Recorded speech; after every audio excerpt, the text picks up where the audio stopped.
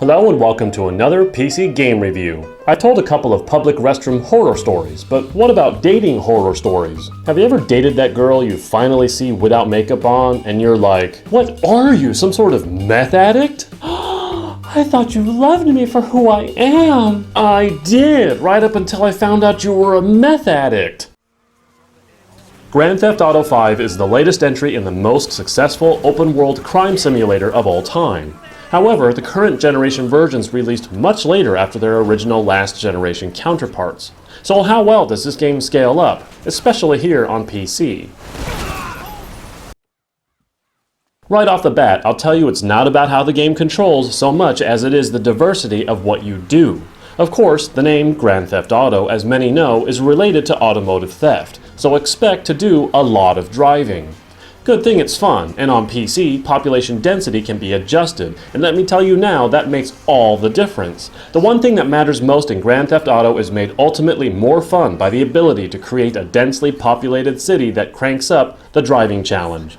Having said that, I used dual controls. I had my controller with me and picked it up while entering a vehicle for greater driving precision. Then, exiting the vehicle, I'd put it down and go back to the mouse and keyboard. And that right there makes this the best possible experience, because when I had to shoot, I had the precision of a mouse. And that does matter, because you'll go from shooting heads, to riding a jet ski, to sniping, to playing tennis, to spraying lead, to flying.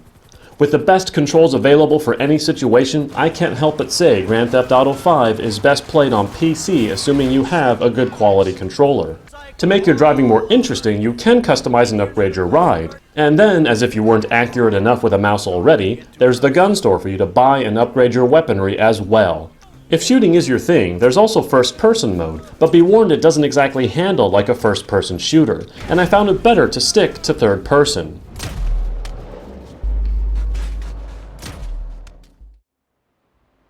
It goes without saying from what I've said so far that this game is massive. The expanse of the city is, quite literally the phrase, if you can see it, you can go there. However, the real highlight of content here is Grand Theft Auto Online.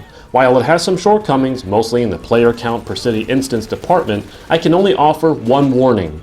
If you like Grand Theft Auto V, Grand Theft Auto Online will drain hours upon hours out of your life.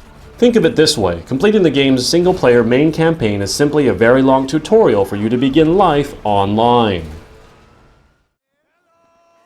Ah yes, PC gamers know well the disaster that was Grand Theft Auto 4. Fortunately, very little of that stigma remains. The game exercises many current-generation graphical techniques, namely in lighting and shader effects, giving stormy weather an actually stormy look and feel.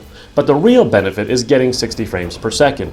Nearly maxed out on my rig, I was getting a fairly solid 60 frames per second, with most dips down to 45 occurring due to streaming assets. The issue I had wasn't so much power then, but video RAM.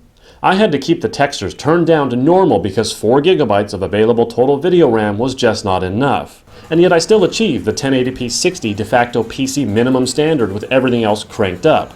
This says effects are optimized, but texture compression isn't quite up to par. Still, expect it to run smoothly and scale to a variety of rigs. Just don't expect to crank up the textures unless you have a ton of video RAM.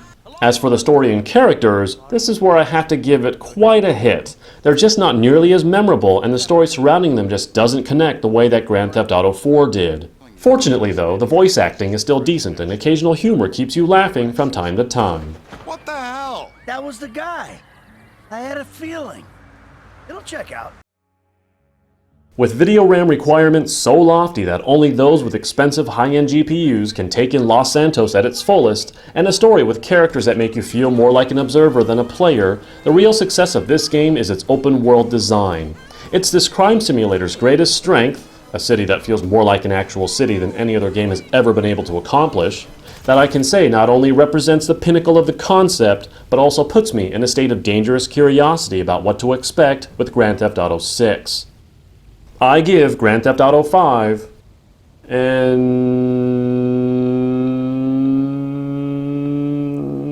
8.5 out of 10. That's it for today. Subscribe for more reasons to click your mouse. See you on my next PC game review.